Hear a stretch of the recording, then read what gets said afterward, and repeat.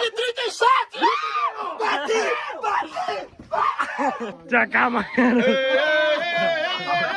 Rapaz, ninguém brinca com touro brabo, não. Não, meu amigo, é só correr pra dentro desse chiqueirinho aí, qualquer coisa.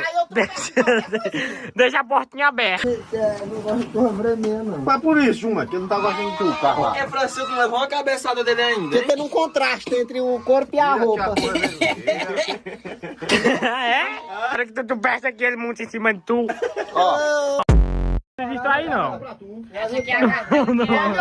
Vou chamar a primeira pedra!